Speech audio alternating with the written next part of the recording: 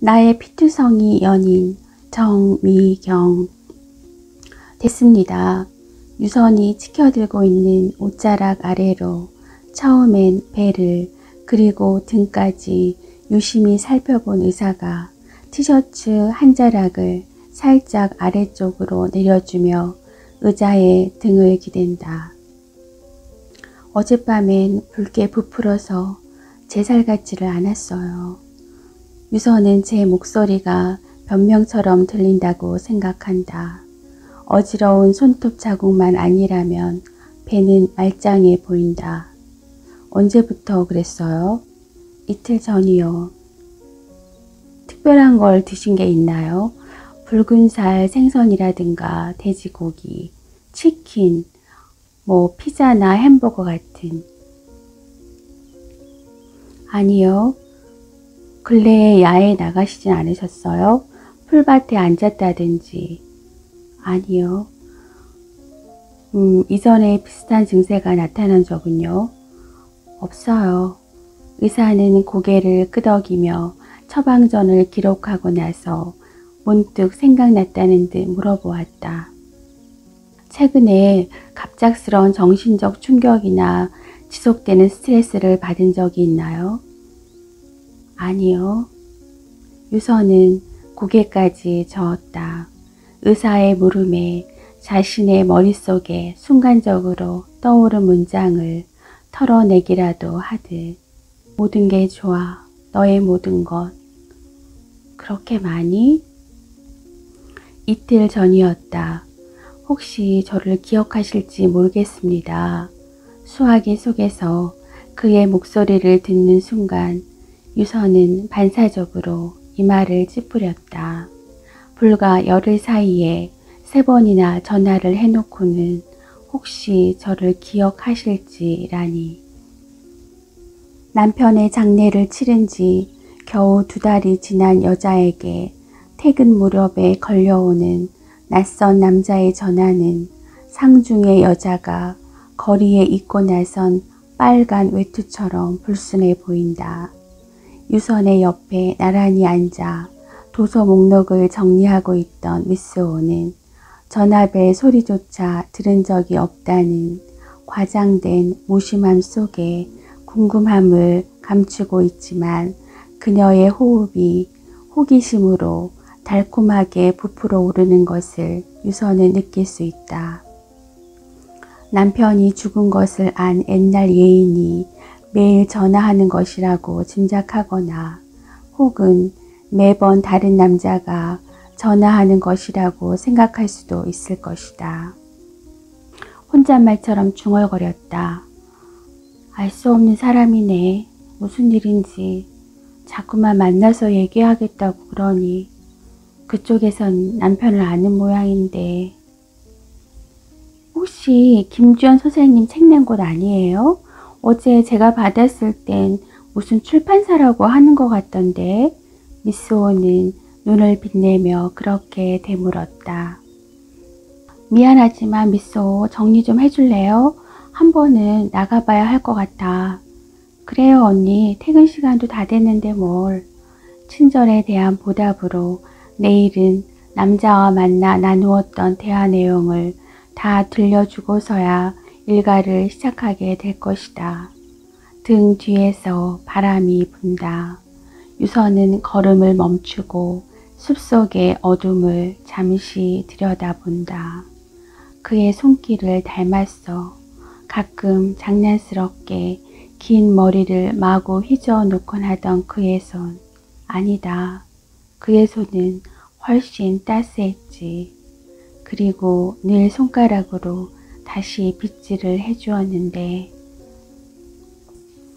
숲이 끝나는 곳에서 오른쪽으로 돌아서면 거리가 나타나고 그 거리의 입구에 오래된 시계라는 카페가 있다. 숲을 향해 나 있는 북쪽의 창가에 철 잃은 바바리 코트를 걸친 남자가 혼자 앉아 있었다. 유선은 걸음을 떼는 용기를 필요로 하는 일이라도 되는 듯 자신에게 일렀다. 남자는 지갑에서 명함을 꺼내 건네주었다. 얼마나 힘든 시간이었습니까? 유서는 달리 할 말이 없었으므로 그걸 유심히 들여다보았다. 들어본 적이 있는 출판사 이름이 한글과 영문으로 적혀 있었다. 차현구가 남자의 이름이었다. 무슨 일이냐고 묻는 대신 유서는 남자의 눈을 쳐다보았다. 김주연 선생님은 정말 좋은 작가였습니다. 바보같이 이런 말이 지금 무슨 소용이 있단 말인가. 유서는 고개를 숙여버린다. 무슨 일인지 궁금하실 겁니다. 지독하게 맛없는 커피를 꿀꺽 소리나게 한 모금 마시며 그는 단숨에 말해버린다. 김주연 선생님의 책을 한 권 내고 싶어서요. 그 이야기라면 제 권한 받기군요. 아시겠지만 그 사람 원고는 다윈 출판사에서 모두 가지고 있고 이미 압니다. 이미 나온 7권 책 중에서 대표작들을 모아 유작집을 준비 중인 것도. 유작집이란 얘기에 유서는 갑자기 눈알이 아파오고 숨이 헝클어져 버린다. 얼른 커피를 한 모금 마시고 눈을 크게 떠본다.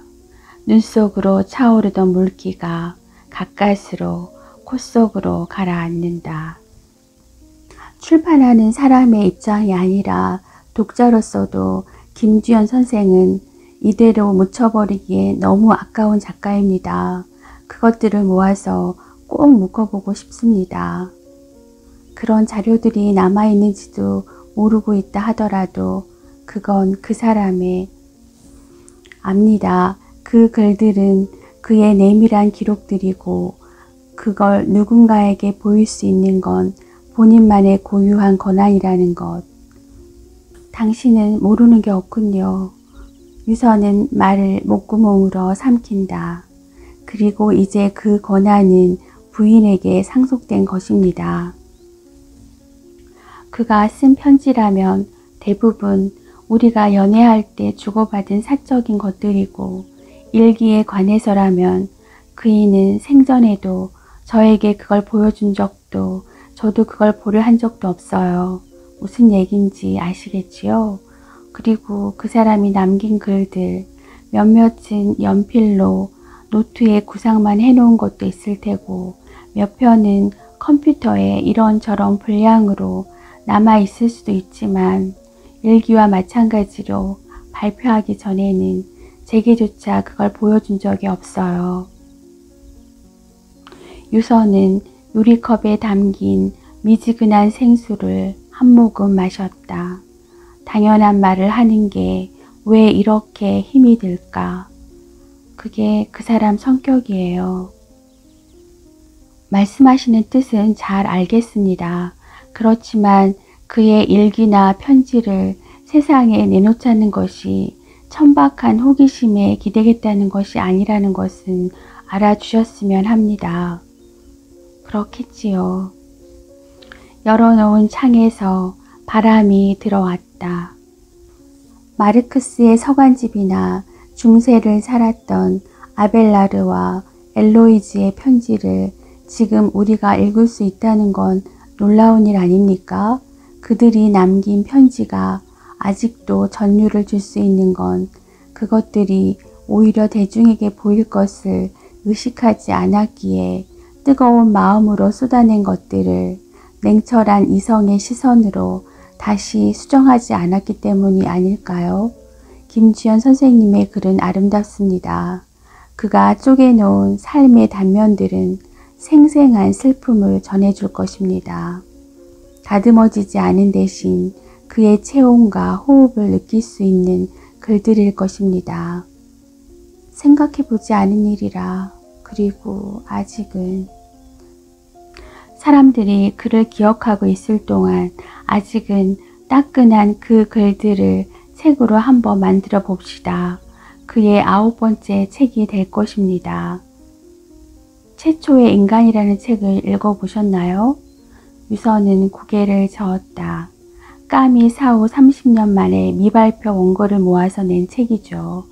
거친 대로 그의 생생한 채취를 느낄 수 있습니다.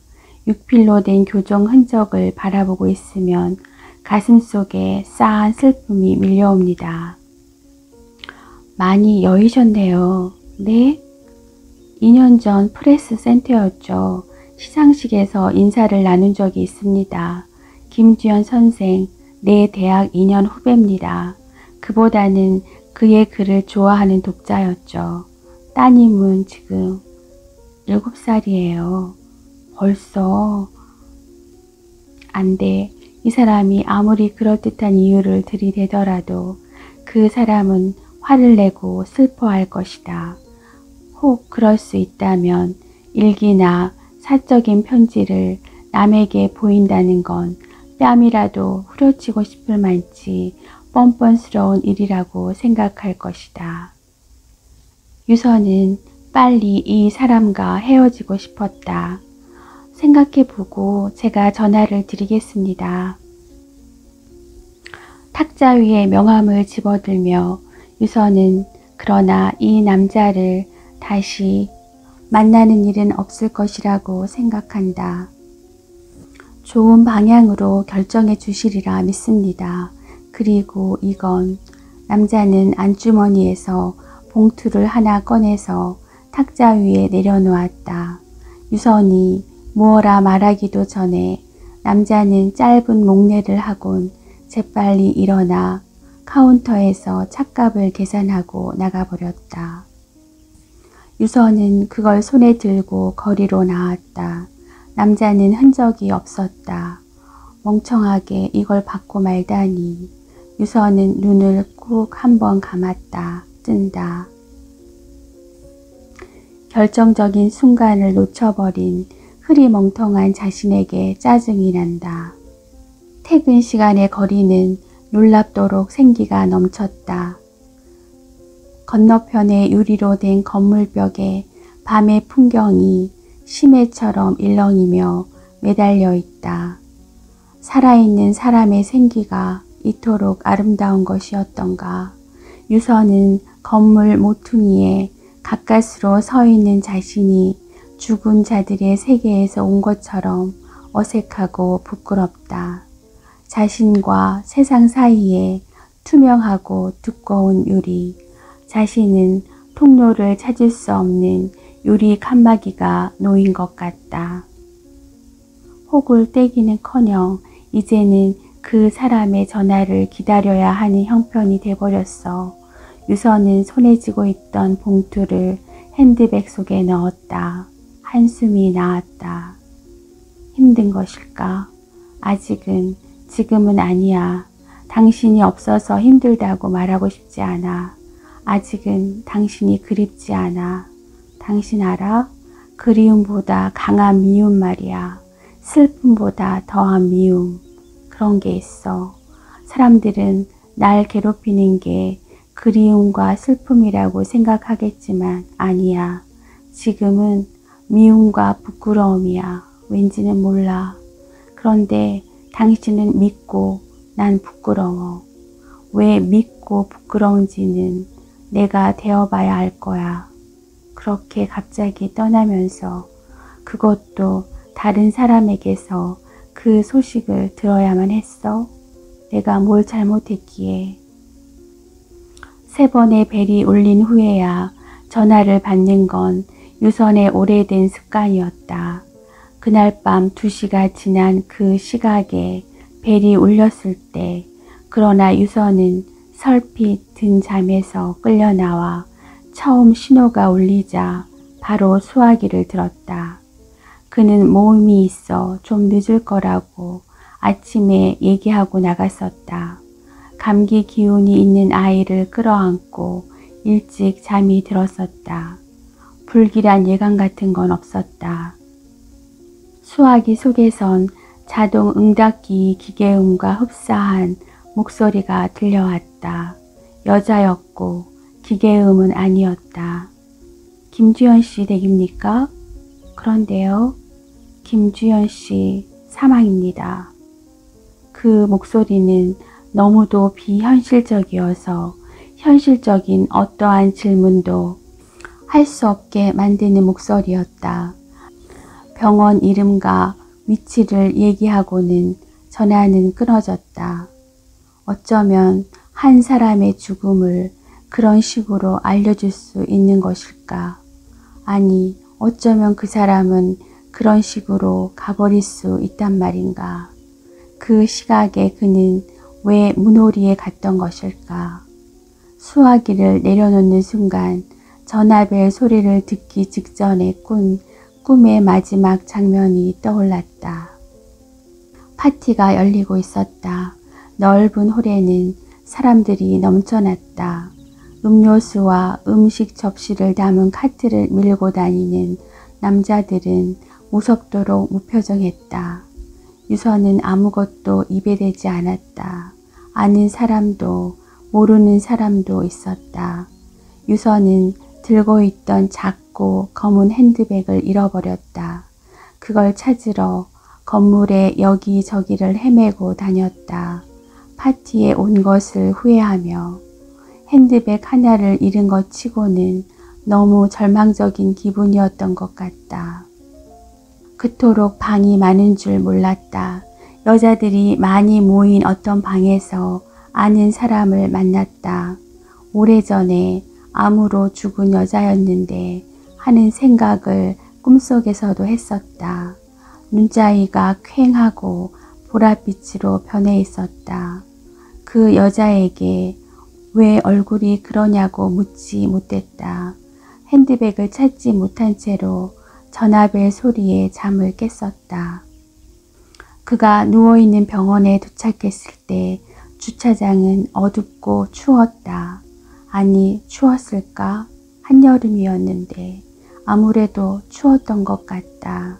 안경이 달아나 버린 그의 얼굴은 낯설었다. 한 번도 본 적이 없는 피투성이의 얼굴 때문인지도 모르겠다.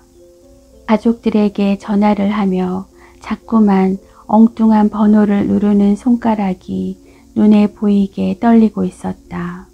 집에서 걸치고 있던 그대로 트레이닝복 바지와 흰 티셔츠를 입은 여자 하나가 어리둥절한 눈을 깜빡이는 꿈에서 깨어나고 싶어하는 표정으로 통화를 하고 있었다.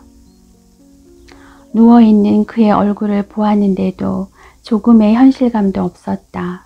누군가에게 무언가를 물어보아야 할 것 같았는데 새벽에 병원은 적막했다. 통화를 하는 유선의 목소리도 손가락처럼 눈에 보이게 흔들렸다. 무언가 잘못됐어. 이건 아니야. 누군가 올 때까지 유선은 주차장에 나와 서 있었다. 그때 유선은 세상에 혼자 서 있었다. 여린 가로등 불빛 뒤로 겹겹의 어둠이 등등했다. 서늘한 바람을 쐬자 잠에서 깨듯 그때서야 눈물이 나왔다. 시동생 재현의 차가 주차장에 들어설 땐 짧은 여름밤이 병원 뒤편에 엉성한 숲 언저리로 슬금 밀려가고 있을 때였다. 등 뒤의 건물 쪽으로 한 걸음 물러서며 유서는 저도 모르게 부르르 떨었다. 터질 듯 습기를 가득 머금었던 그 여름 새벽은 확실히 추웠었다. 차영구와 헤어져 바로 아르바이트하는 학생의 집으로 가서 수업을 마치고야 집으로 돌아왔을 때 미지는 텔레비전을 켜놓고 소파에서 잠들어 있었다. 아이를 안아서 방에 눕히고 유서는 남자가 주었던 봉투를 열어보았다. 수표를 싼 흰 종이에 한글로 계약금이라고 적혀 있었다. 종이 안에 100만원권 5장이 들어있었다. 주연의 서랍을 정리할 때 유서는 통장을 하나 찾아냈었다. 27만원의 잔액이 남아있었다. 적은 원고료도 전부 유선에게 주었었는데 서랍 구석에서 찾은 그의 증명사진을 보고도 울지 않았는데 그 통장을 들고는 한참 울었었다. 수표를 물끄러미 바라보다 도로 싸서 봉투를 핸드백 속에 넣고 유서는 주연의 컴퓨터 전원을 넣었다. 초기 화면에 흑백의 가족 사진이 떠올랐다. 유선과 미진의 얼굴 뒤에서 이를 드러낸 채 활짝 웃고 있는 그의 얼굴빛은 두 사람 사이에 낀 탓인지 조금 어두워 보였다. 한글 프로그램을 열자 최근에 작업했던 순서대로 몇 개의 문서가 떠올랐다. 밤의 플랫폼이라면 개간지 가을호에 그의 유고작으로 발표되었던 글이다. 원고를 하나씩 열어보는데 암호가 걸린 파일이 하나 있었다. 제목은 5월생이었다. 5월생이 뭘까? 5월이라면 그의 생일이 있는 달인데 왜 암호를 걸어 놓았을까? 자기가 잘못해서 한번 파일을 날린 후론 절대로 컴퓨터에 손대지 말라고 엉뚱한 유선에게 짜증을 내는 바람에 그 뒤로 유선은 그의 컴퓨터를 사용한 적이 없었다. 암호라면 유선은 숫자를 입력해 본다. 2293 통장과 카드의 비밀번호로 쓰는 그의 핸드폰 번호는 아니었다. 그렇다면 그렇게 쓰지 말라고 유선이 말했던 주민등록증의 앞번호 68051 파일이 열렸다. 화면에 떠오른 건 파일의 마지막 페이지였다. 날짜가 적혀 있었다. 7월 21일 7월 21일이라면 그가 떠나기 하루 전의 날짜였다. 그날 그는 일찍 돌아왔었다. 책을 읽다 메모에 든 구절일까? 몇 줄 되지 않았다. 루즈몽은 그랬다. 우리의 생에는 두 개의 윤리가 있다. 하나는 결혼의 윤리며 다른 하나는 열정의 윤리다. 인생에 밤과 낮이 있듯 태양 아래의 윤리와 달빛 아래의 윤리가 있을 것이다. 어느 것이 더 무거운 것인지에 대해선 말하지 않는다. 삶은 어느 순간까지 선택을 강요할 것인가? 날마다 숨쉬는 순간마다 선택을 강요하는 삶이여. 나는 메모는 그렇게 쉼표에서 뚝 끊어져 있었다. 어디서부터 어디까지가 루즈몽이라는 사람의 얘기일까? 기록은 일주일에 2번 혹은 3번 그 정도였다. 사적인 기록으로 보이는 문장과 다른 책이나 기사에서 옮겨 놓은 것으로 보이는 것들이 뒤섞여 있었고 그 구분이 모호한 것들도 있었다. 7월 5일 술과 담배가 사람에게 유익한 건 아니다. 다만 다리가 불편한 사람에게 목발이 필요하듯 영혼이 아픈 어느 순간에 술과 담배가 목발이 되어줄 때가 있는 것이다. 내 인생의 어느 한때 허무주의자인 내게 술과 담배는 나의 목발이 되어주었다. 다른 부분과 마찬가지로 출전이 적혀있지 않아 누구의 글인지 알 수 없었지만 그건 주연의 진술은 아니다. 그는 담배를 피우지 않았으니까. 그런데 행을 바꾸어 쓰인 글이 유선의 시선을 붙들었다. 때로 M이 내 영혼에 목발 같은 존재라는 생각이 드는 순간이 있다. 그를 알기 전엔 내 영혼이 목발이 필요한 상태라는 걸 스스로 알지 못했다. M은 술도 담배도 아니다. M이 내 생에서 술과 담배, 영혼의 목발, 그 지점에서 멈추어질 수 있을까? 이건 M에게도 Y에게도 공정치 못한 일이다. 그날의 기록은 거기서 끝나 있었다. 유선의 머릿속이 단숨에 뒤집어 엎은 술잔처럼 텅 비어졌다. Y는 유선의 이니셜일 것이다. 유선은 스스로 사람이나 상황에 대한 안테나가 무딘편은 아니라고 생각해왔다. 그렇다면 M은 누구일까? 유선은 고개를 젓는다. 그러고 보니 이 글들은 단순한 일기가 아니다. 발췌해서 적어놓은 글들까지 모두 하나의 뚜렷한 초점을 향하고 있다. 그건 M이라는 여자. 성별에 대한 기록은 없지만 눈으로 본 것보다 확실하게 알 수 있는 것들이 있다. 다 글을 읽다가 혹은 떠오르는 생각들 중 M과 연결되는 모든 것들을 여기 기록해 놓은 것이다. 이것을 기록하던 날들 동안 주연은 M이라는 인물에 대한 강박증에 사로잡혀 있었을 것이다. 일생에 한 번 꿀까 말까한 깨어나기 싫은 꿈과도 같이 그는 그 강박을 마지막 순간까지 즐기고 있었을 것이다. 레스토랑 이름과 약속 시간만 적힌 날도 있었다. 4월 30일 레드 클라우스 7시 30분 뜨거운 어니언 스프.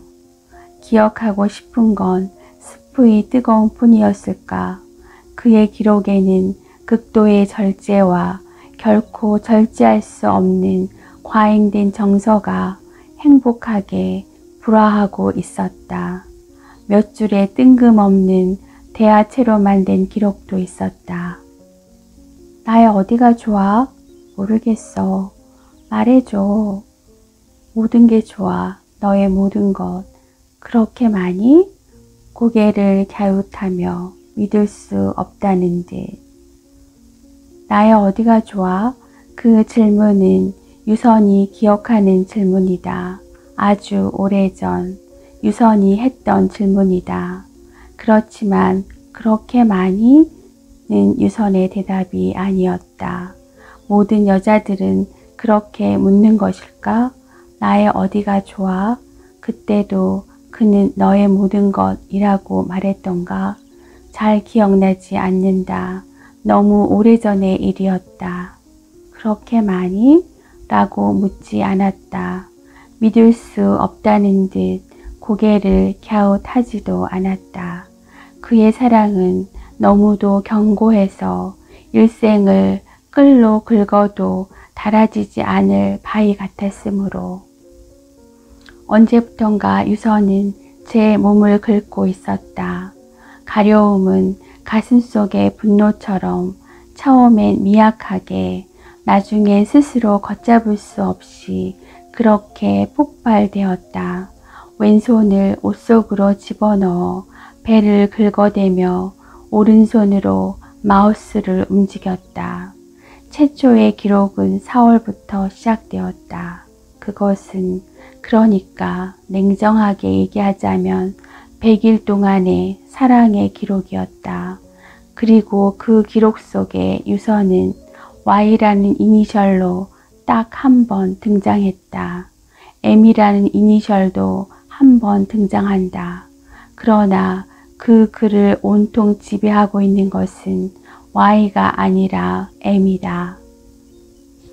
Y와 M은 아득히 먼 두 지점에 있는 존재였으며 온도계의 가장 먼 곳에 위치하는 두 지점이었다.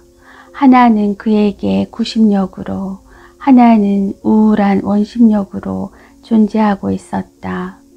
Y가 새벽 2시에 처음 듣는 여자의 목소리로 남편의 죽음을 차갑게 선고받기 30분 전쯤에 M은 그와 함께 있었을 것이다. 간단히 말해서 Y는 그에게 차갑고 멀어지고 싶은 낡은 행성의 이니셜이었다. 아, 인생을 1000번이라도 살아보고 싶다. 이처럼 세상이 아름다우니까. 한 줄만 적혀 있는 어느 날의 기록을 읽을 때 유서는 매달리는 심정이 되었다. 이 문장은 주연의 말이 아니다. 베토벤이 피아노 소나타 월강을 사랑하는 줄리에타에게 헌정하면서 했던 말이다. 어쩌면 이 파일의 모든 글들은 이것처럼 출전을 밝히지 않은 다른 사람의 글들일 수도 있을 것이다. 그럴 것이다. 그럴 것이다. 그럴 것이다. 아닐 것이다. 날짜를 적지 않은 채 토막토막 적어놓은 문장들도 있었다. 고뇌의 근원은 연을 맺으면 보고 싶어 괴롭고, 보고 싶은데 보지 못해 괴롭고, 나는 보고 싶은데 너는 아니어서 괴롭고. 출전까지 자상하게 적어두었다. 법구경, 어떤 날은 뜬금없는 팝송 가사까지 적혀 있었다. 태양이 머리 위에서 뜨겁게 이글거리는 낮, 거리에서 그와 이별하는 것은 세상에서 가장 슬픈 일. 멜라니 삽과 The Saddest Thing. 커서를 움직이며 유서는 한 번도 만난 적이 없는 M의 목소리를 듣는다. 그건 5월의 어느 날 조근조근 속삭이듯 비가 내렸다 라고 특이하게 날씨까지 적어놓은 날의 기록이었다. 목이 긴 물새들은 이렇게 잠든대요. 모래밭에서 바람 부는 쪽을 향해 한쪽 발로 선 다음 몸통을 웅크리고 머리를 뒤로 돌려 깃털 사이에 묶고 이렇게 자는 거야. 눈을 감고. 그 풍경을 한번 상상해봐. 너무 아름답지 않아? 그렇지? 이렇게 라는 부사를 읽으며 유서는 그의 시선 속에서 사랑스러운 한 여자가 잠든 물새를 흉내내고 있는 모습을 떠올린다. 바람 부는 모래 벌판 위에서 하얀 깃털 속에 작은 부리를 묶고 잠든 물새처럼 희고 사랑스러운 여자. 새벽이 올 때까지 그 파일을 전부 읽고 또 읽었지만 그의 글 속에는 죽음으로 달려가는 자의 어떠한 기미도 없었다. 죽음이라니 그는 말하고 있지 않은가. 아, 인생을 1000번이라도 살아보고 싶다. 이처럼 세상이 아름다우니까. 이 남자는 누구일까? 4월부터 7월까지의 날들을 적어놓은 이 파일의 기록자는 누구일까? 내가 알았던 그 사람의 파일이 맞긴 한 것일까? 이 사람이 나와 함께 살고 아이를 낳고 웃고 때로 울며 함께 살아왔던 그 사람일까? 이건 아니야. 엉망으로 취해서 들어온 날이면 중얼거리던 그의 말처럼 이건 아니야. 이제는 그의 침묵조차도 점자처럼 더듬어 읽을 수 있을 만큼 서로에게 투명하다고 믿었는데. 유서는 잡고 있던 마우스를 들어 방바닥에 패대기 쳤다. 그를 향해 전화기를 집어 던질 수도 없는 곳에 존재하는 사람에게 분노를 느껴야 하는 자신, 분노를 폭발시킬 상대는 존재하지 않는데 살갗이 벗겨지도록 제 살을 긁어대야만 하는 자신만이 혼자 남아있었다. 이건 일기가 아닌 픽션이 아닐까? 이젠 스스로도 설득할 수 없는, 질문이 될 수 없는 바보 같은 질문만을 가까스로 떠올리며 유서는 일어섰다. 피부과는 5층에 있다. 이 시간에 대기실은 퇴근을 한 직장인들로 늘 붐빈다. 기미나 잡티를 제거하기 위해 잡지를 뒤적거리며 앉아있는 여자들을 유서는 어느 순간 한없는 부러움으로 바라보고 있는 자신을 본다. 그들이 가진 고민에 현기증 나는 가벼움에 질투를 느끼며 가려움의 증세는 매우 특이했다. 낮에는 아무렇지도 않다가 밤이 되면 스멀스멀 시작하는 것이다. 통증보다 견디기 괴로운 것이 지독한 가려움이란 걸 알게 되었다. 가려운 곳은 피부가 아니다. 몸속 어딘가 피부 한꺼풀 아래의 어느 지점이다. 캄캄한 어둠 속에 혼자 일어나 앉아 손톱이 살을 파고들도록 긁어대며 가려운 곳은 점점 더 깊은 데로 내려간다. 미친 여자처럼 집중하여 제 살을 긁어대다 보면 각성제를 먹은 것처럼 정신까지 맑아졌다. 잠들지 못하고 깨어있을 때면 차라리 아픈 게 낫겠어 중얼거리며 창밖이 환해질 때까지 청승스럽게 울 때도 있었다. 붉게 부풀어 오른 살갗을 쳐다보면 피부 아래 자잘한 벌레들이 꿈틀거리는 것 같았다. 주사를 맞고 약을 꼬박꼬박 먹는데도 자다 일어나 점점 가려워지는 피부를 피가 나도록 긁어대는 밤이 이어졌다. 의사는 고개를 갸웃거리며 매번 새로운 약을 처방해 주었다. 요번엔 어땠습니까? 좀 잤어요. 가려운 건요? 가려운 건 뭐랄까요? 가려움이 없어진 건 아니에요. 그냥 약이 그걸 덮어 누르고 있는 것 같아요. 차트를 기록하던 손을 멈추고 의사는 고개를 갸우뚱했다.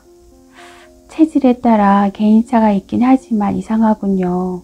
알러지가 쉽게 완치되는 병은 아니지만 약을 쓰고 있는 동안에는 보통 증상이 사라지거든요.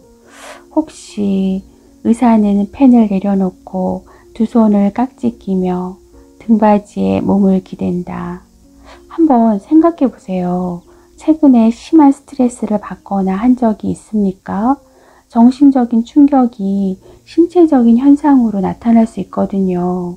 그런 경우엔 몸이 약에 반응하지 않을 수도 있다는 임상사례 보고서가 있긴 하지요.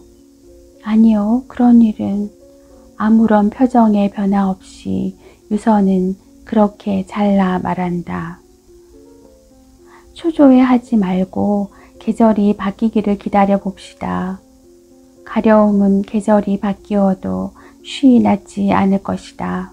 의사의 말처럼 그것의 원인이 정신적인 것이라면 더욱. 보온 밥솥에서 밥을 담아와 차갑게 식은 찌개와 남은 김 몇 장으로 한 그릇을 다 먹었다. 배는 고프지 않았는데 밥 한 그릇을 다 먹었다.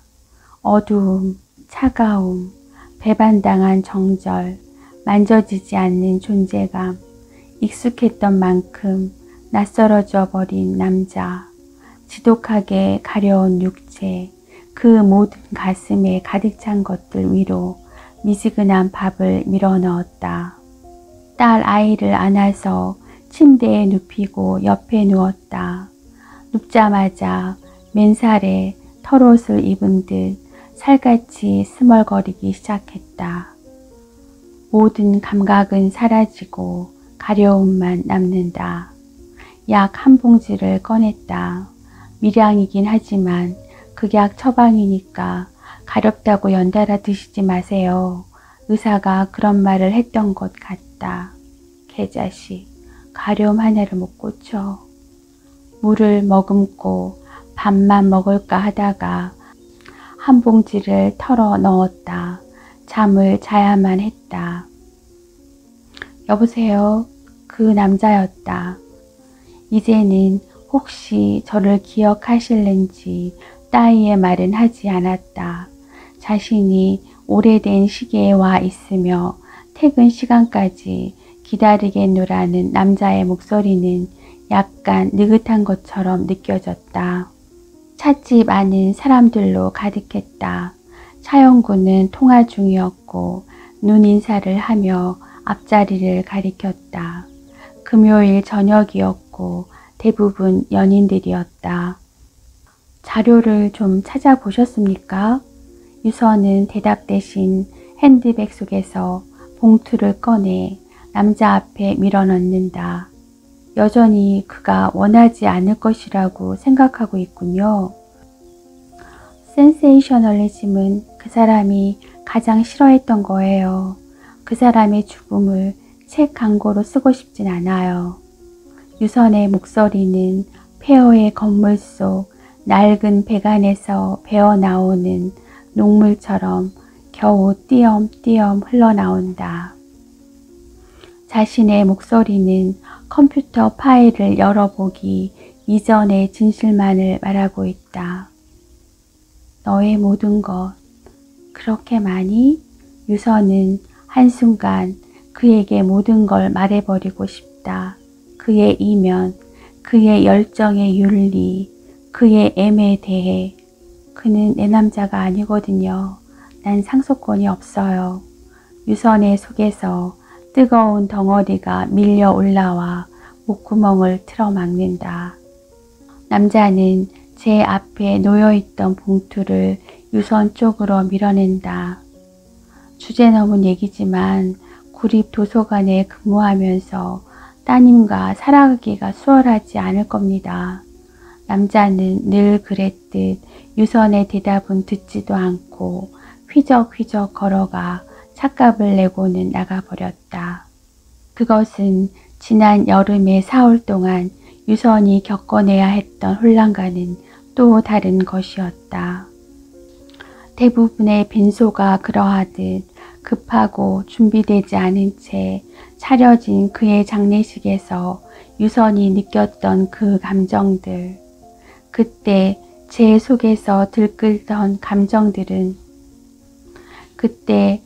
속에서 들끓던 감정들은 이름 붙일 수 없어 더 혼란스러웠다. 이틀간 눈을 붙이지 못하다가 발인하기 전 새벽녘에 상 모서리에 기대어 잠시 졸았다. 유서는 그 짧은 사이에 꿈을 꾸었다. 꿈속에서 주연은 완벽하게 건강했고 그의 죽음은 꿈속에 꿈이 되어 있었다. 아, 당신이 죽은 꿈을 꾸었어. 그 말을 할 때 여태껏 살아오면서 그토록 다행한 기분을 느껴본 적은 처음인 듯 했다. 가슴이 터질 듯한 강렬한 행복감에 전율하는 순간 눈을 떴다. 왼쪽 이마를 얹고 있던 형광등 불빛에 파리한 제 손을 내려다보며 그것이 꿈이었다는 걸 깨달았을 때, 그때에야 비로소 절대로 변경될 수 없는 현실에 대한 미칠 듯한 절망감이 밀려왔다. 나는 당신에게 무엇이었지? 그 여름날의 절망과는 또 다른 혼란스러움이 남자를 따라 나갈 생각도 하지 못한 채 흰 봉투를 무연히 바라보며 앉아있도록 어깨를 내리눌렀다. 유서는 고개를 돌려 유리창 위로 떠오르는 자신의 얼굴을 가만히 들여다보았다. 이제는 모서리가 부드럽게 달아가는 흰 봉투를 호주머니에 넣고 그것이 구겨질 만큼 꼭 쥔 채 언젠가 드링크 병을 쥐고 있었던 그날처럼 유서는 삶이 여전히 현실감이 없다는 생각을 했다. 늦었는데 다행히 병원은 진료 시간을 넘기고도 문을 열어놓았다. 좀 어땠습니까? 그냥 여전히. 그래요. 의사는 피로한 얼굴로 유선을 쳐다본다. 그가 실망스러워하는 것 같아 유선은 얼른 덧붙였다. 좀 나은 것 같기도 하고요. 가려움증이 사라진 건 아니다. 잠이 즐겨진 것뿐이다. 가려움에 너무 관심을 두지 마세요. 병은 때로 응석바지와 같아요. 골똘히 생각하면 없던 가려움도 스멀스멀 생겨납니다. 특별한 원인 없이 생겨난 알러지는 어느 날 씻은 듯이 사라지기도 하죠. 이유선 씨도 어쩌면 자신도 모르는 스트레스가 심한 정신적 억압을 가져왔는지 몰라요. 과도한 스트레스는 면역 기능을 떨어뜨리고 내분비 기관을 교란시켜 호르몬 분비 장애를 초래하기도 하거든요. 그게 몸의 약한 쪽으로 표현되는 겁니다. 외상 후 스트레스 증후군이라고 부르긴 하지만 원인도 증상도 너무나 다양하죠. 눈에 실핏줄이 터져 실명하는 사람도 있고 몸의 한쪽에 일시적인 마비 현상이 나타나기도 합니다. 가려움 때문에 죽는 사람은 없죠.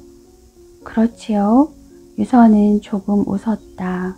그 말은 위로가 되었다. 그럴 것이다. 가려움 때문에 죽는 사람은 없을 것이다.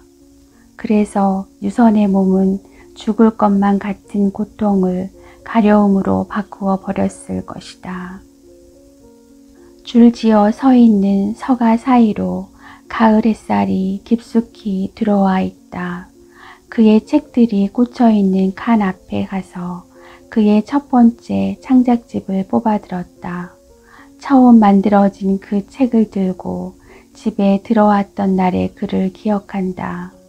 문을 열어주었을 때 새 신발을 잃은 소년처럼 울 듯한 표정으로 현관에 서 있던 그 자신의 서평이 실린 신문을 읽고 또 읽었던 그 나란히 꽂혀 있는 그의 책들을 하나씩 꺼내 살펴본다. 사람들은 이제 그를 잊어갈 것이다. 사람들이 그를 잊기 전에 창에 비친 턱선이 완강하던 남자의 목소리가 떠오른다. 요즘은 낮에도 불쑥 가려움이 시작될 때가 있다. 귀 뒤, 가슴, 허리, 피부 한꺼풀 아래의 손 닿을 수 없는 곳들, 외상 후 스트레스 증후군. 외상이라 바깥에서 온 상처, 너에게서 온 상처, 피 흘리는 상처라면 차라리 빨리 아물 텐데. M을 향한 자신의 감정은 무엇일까? 질투? 질투란 팽팽한 세 개의 힘에서 나온다. 하나가 없어진 지금 질투란 존재하지 않을 것이다. 이 정서는 다만 외상일 뿐이다. 그날 밤 일은 사고였을까요?